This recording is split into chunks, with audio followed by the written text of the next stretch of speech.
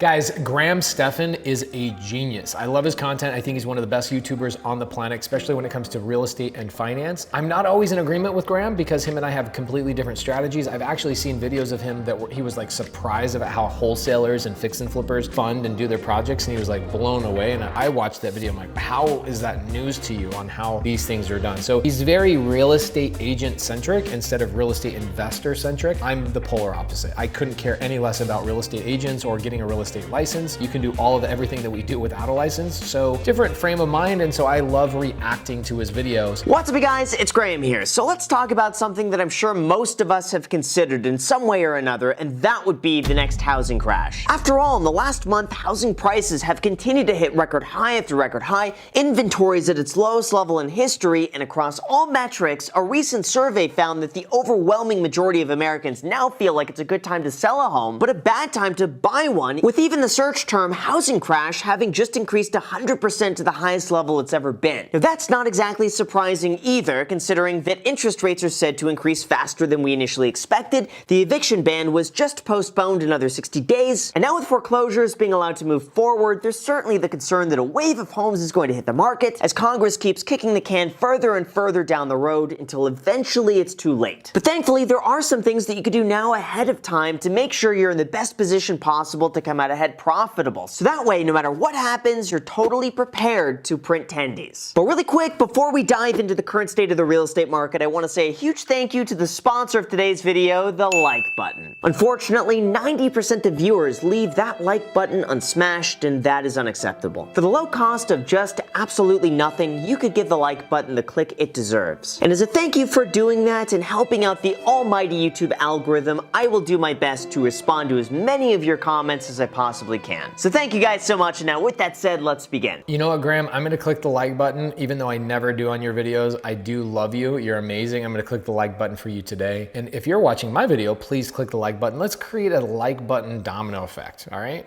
Alright, so first, in order to figure out how to best prepare for something like this, we should cover the severity of the real estate crashes that have happened in the past. Because even though it's easy to think that the market is going to crash and I'm never going to be able to financially recover from this, the truth is, with some preparation ahead of time, losing money in the long term is actually fairly rare. And yes, I did just use an old meme. I hope you enjoy it. Anyway, the first major real estate crash we gotta talk about is the Great Depression of 1929. I do like that he brought this up. This is interesting. He said that losing money over a long period of time is incredibly rare. Even people in 2008 that lost their ass, lost all their equity when they were underwater, if they just held on to their properties, they would have doubled or even in some places tripled their investment from 2008 just by holding their properties. So guys, if you're a buy and holder, you have a hard time losing money. You just simply do. You have a hard time losing money. Housing is always going to be low in inventory. It's going to be the most in-demand thing outside of food. People need shelter. We're not going to come up with some invention or a magic pill that erases the fact that people need a place to live and have sex. I still haven't seen how the market housing is crashing. He's actually getting into the past crashes in the past. So hopefully he's setting the tone for giving me some content that shows that the housing market is sinking.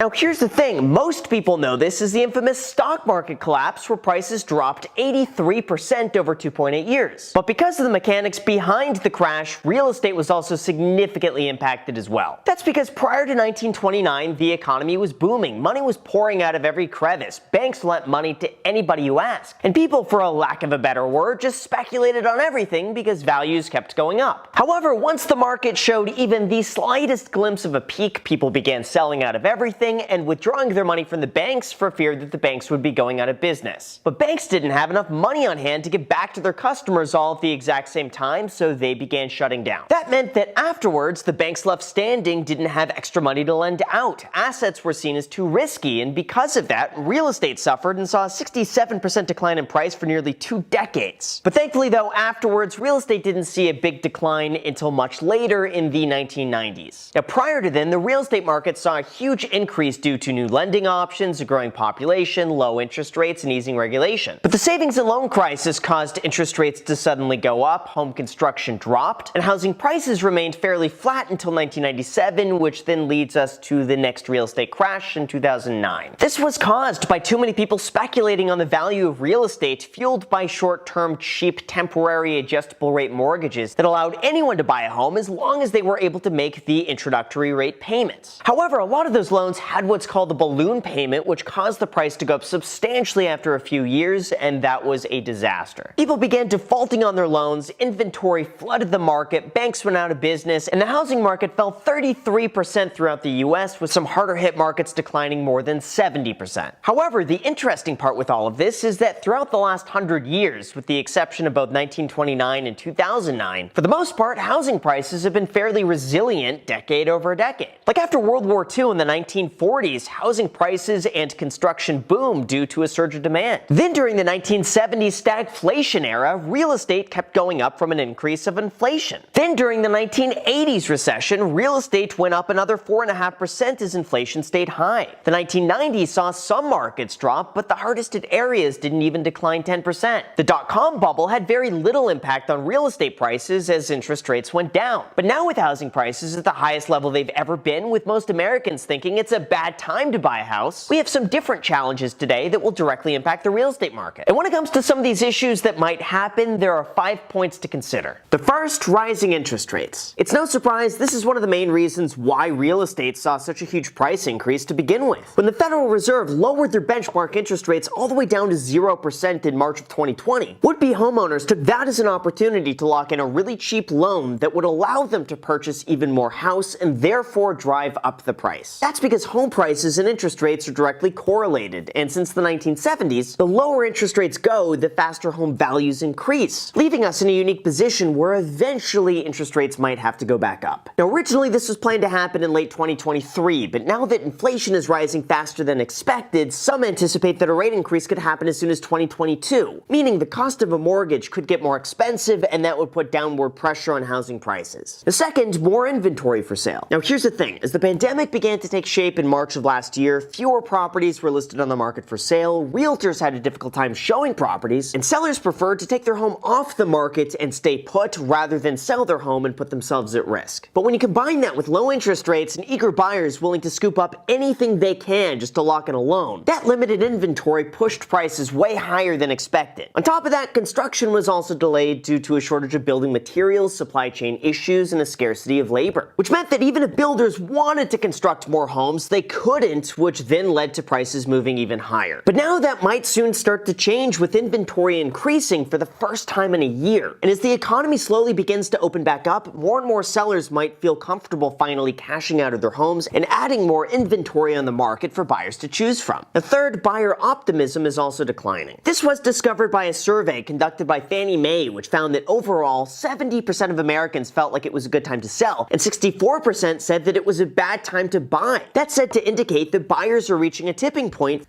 This is not a decline in the housing market or the housing market is sinking. This is maybe a short leveling off for a couple of weeks or maybe 30 days. You even saw this over time on his own chart. Graham, I appreciate this, but I don't see any evidence that the housing market is sinking. You're using a term on your YouTube channel to get people to click, and I still have not seen any evidence of that. So I'm still waiting. Appreciate the information, but for somebody like me that knows all this information, I need the value. Give me something new that I don't know. From what they're willing to pay. And homes can only get so expensive before eventually people are outpriced and are forced to wait on the sidelines for things to come back down. The fourth, building materials are also coming down in price as well. Now this has been a really hot topic lately because in the last year, lumber prices have increased up to 400%, adding on roughly $36,000 to the cost of buying a new home. On top of that, supply chain issues and limited capacity also raise the cost of home insulation, plumbing fixtures, paint, stone, and everything else it takes to build a house. So what winds up happening is that increased cost gets passed on to you as the customer, while home construction costs went up 18% just from that alone. But the good news is that lumber prices are finally falling, down about 68% since the peak. Housing materials are also falling in price alongside with it, is Americans are spending more time outside and finally going on vacations instead of taking up home renovation projects and building. All of this is to say that the cost of building a home might soon start to come back down. So let's think about that for just a second. If the housing material went up 400% and then there was a decline of 68%, that still means that we're 330% over where it was at the very beginning. So we are still 3 times more expensive on building materials than the very beginning. It's not sinking. You're way, way, way up in the clouds. Sinking would mean that you're here. Here's the water level. Sinking would mean you're below water. So no, we are not there yet. I think the description, maybe I'm being too critical in the description. I understand why he did it that way, but that doesn't mean that there is less expensive materials. It's still way more expensive than it was a year ago to build housing. And finally, fifth, we have the eventual end of both the eviction and foreclosure moratorium. These were the protections put in place during the beginning of the pandemic to prevent both tenants and homeowners from being displaced from their homes. For tenants, this included a ban on evictions that was just recently extended through October, and for homeowners, they had the option to claim mortgage forbearance and temporarily pause their payments for up to a year. But now, as both of those protections are beginning to come to an end, the concern is now shifted to what happens when they expire, and is that going to lead to more inventory on the market from homeowners who need to sell? No, they're not going to change anything on the forbearance. Let's be honest. They're not going to change anything on the forbearance. What they're going to do is they're going to continue to give people forbearance. It's not going to end. Even the eviction stuff, we are currently and actively evicting people. In fact, we evicted somebody last week. People say, oh my gosh, you can't evict during the pandemic. Yes, you can. You just need to understand how the laws work. They work in a way that we as landlords are still evicting all the way through the pandemic. So they're going to continue to extend them and extend them and extend them all the way through Biden's term. I think that this is going to go on for another couple of years, and it's going to become the new normal. No, I don't think we're going to have a rush of foreclosures. I don't think we're going to have a rush of inventory hitting the market anytime soon. And I really don't think that the forbearance is going to stop either. These banks don't want to foreclose. It's incredibly expensive for a bank to foreclose on a property and take a house back. Not only does it cost them money to hire a trustee to go and handle that process, but now they have to take over a property and they have to go in, clean it up, renovate it, do all that kind of stuff. They are not in that business. They are not in the business of foreclosing. They don't want to foreclose. They're in the business of lending money. And so they're going to continue to give forbearance, and they're going to continue to restructure and do loan modifications to help people stay in their houses because they don't want to deal with the foreclosures. Well, that's not exactly clear, because even though we have a list of reasons why real estate could go down, we have just as many reasons it could go back up. For example, first, interest rates are still at historic lows, and they could stay there for quite some time.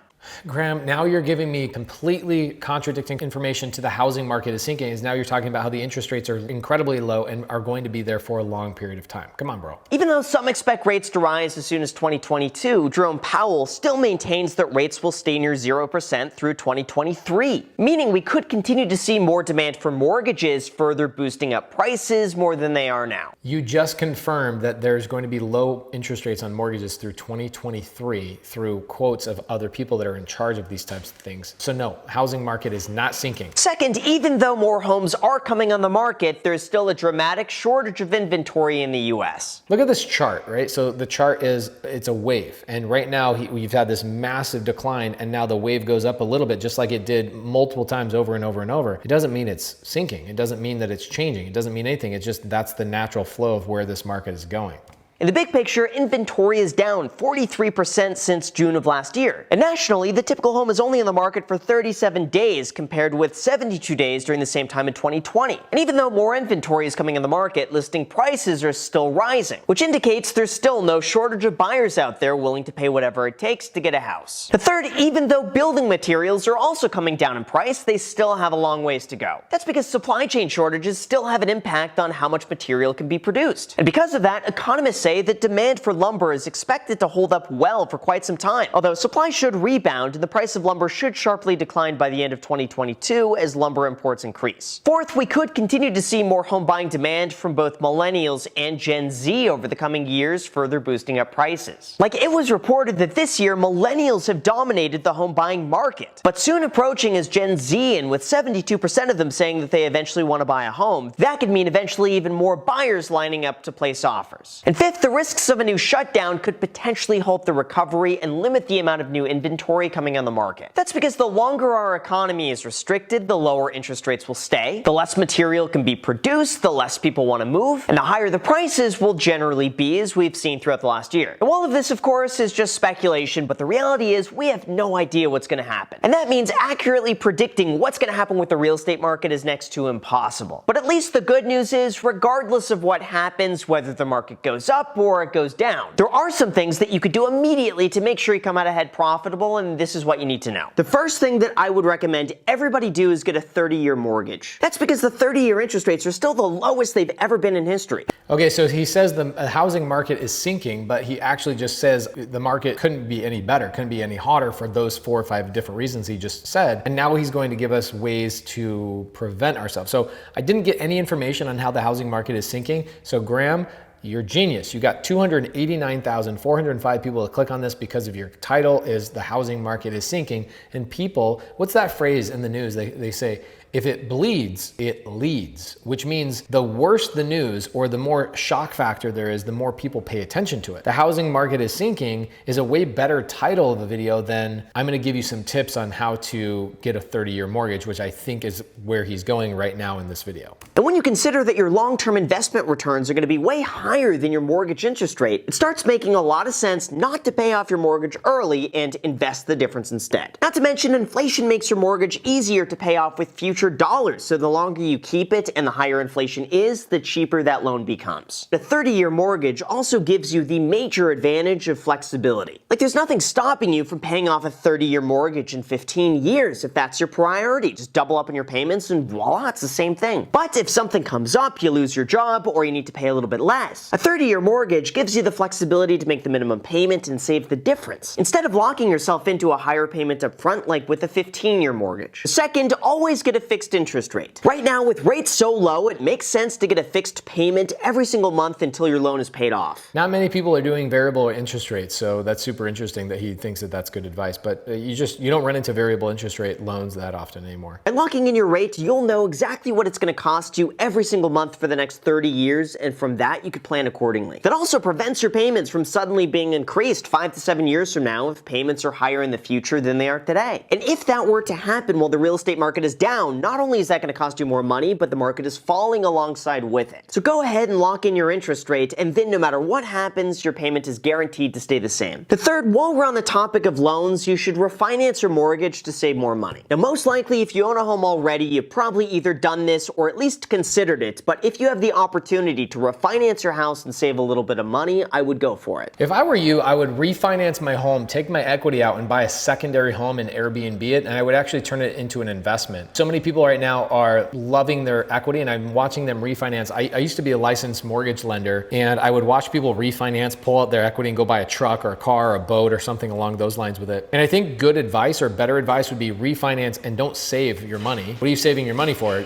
Graham just talked about inflation is crazy. So if your inflation is going up, then why would you save money into a bank? And maybe that's not what he's talking about, but what you should do is refinance your mortgage, take out all the equity you possibly can, take that equity, reinvest that into another piece of real estate, and turn that into a high cash flowing asset like an Airbnb or maybe furnished rental, long-term furnished rental type of thing. This allows you to get a brand new loan that replaces your existing loan. And in many situations, the new loan is going to be at a lower interest rate than what you're currently paying, thereby saving you more money every single month. Then fourth, one of the best ways to make it through a real estate crash is to only buy a home that you plan on keeping for at least 7 to 10 years. The truth is, real estate values only matter in the short term if you intend on selling. That's really good information. Home values really don't matter unless you're planning on selling in the next year to 3 years. You know, with our seller finance and subject to deals, a lot of times I'll pay full retail. Not all the time. Sometimes I'm paying 60, 70 cents on the dollar, but with our creative finance deals, we're paying sometimes 100% of retail. But what do I care? What I really care about is I'm holding this long term. It's going to appreciate. I'm going to use tax depreciation as a tax credit, and then I cash flow every single month and I get passive income. So that's good advice. So everything I've mentioned so far is designed to keep your payments as low and predictable as possible possible to prevent you from needing to sell. Then ideally, by not selling, you'll have the time to ride through any fluctuations in price until eventually you're back to profitability. Then fifth, if you're buying a property as an investment, you should focus on cash flow first, value second. I know it sounds kind of counterintuitive. I tell this to people all the time, cash flow first, value second. So people say to me all the time, you're paying full retail for a property. And I say, equity comes, equity goes, but the cash will always flow. Equity comes, equity goes, the cash will always flow. Which means I don't care what I'm buying the house at. I care about my ability to cash flow on that property indefinitely. And if I can, then what do I care about what the value is that I bought it? Whether I'm 20 grand over retail, 50 grand over retail, I'm not using that money anytime soon. The money I'm using is my cash flow. So cash flow dominates everything else. But when you invest in real estate, the value of the house doesn't make much of a difference. You just care instead about how much that property is making you every month. And the good news for something like this is that usually if real estate values are falling and fewer people are buying, they're renting instead, which means you have more options for tenancy. Not to mention rental prices tend to be completely immune and stable from any real estate price drops. So even if real estate values go down, the rental prices should stay the same or even increase. And sixth, the best piece of advice for anyone watching is to only buy a home that you could comfortably afford. Never max out the loan that you're able to qualify for. Never extend yourself too far because the house is awesome. Never spend more than 35% of your income on housing payments, and instead get something that is not going to cost you more than what you could reasonably pay if your income goes down or you lose your job. The reality is, the lower your payment is in relation to how much money you make, the safer you're going to be able to keep it through a downturn without running out of money or without having a difficult time staying afloat. Real estate should ideally only be something you buy if you plan on keeping it at least 7 to 10 years with a fixed interest rate locked in for 30 years on a payment that you could reasonably afford. And that way, even if the entire market goes to poop, you'll be able to get through it just fine without any change to your day-to-day lifestyle. And lastly, let me just say this. There's no shortage of people out there wondering if it's a good time to buy a house or if they should wait for prices to come down. And my philosophy is, who knows? There's really just as many reasonable arguments why the market should go down as there are that the market should get even more expensive. So as long as you could stick with those few points I just mentioned, take your time, buy a house that you could afford, and plan to hold on to it at least 7 to 10 years, the chance of you losing money long term is fairly slim. And the difference between you buying now and later is going to be fairly nominal. I think it's way more important instead to focus on what you can control, like maintaining your own finances, buying less than what you can afford, keeping a budget, saving money, and keep an emergency fund. I'm a firm believer that those habits will take you way further than perfectly trying to time the real estate market, along with, of course,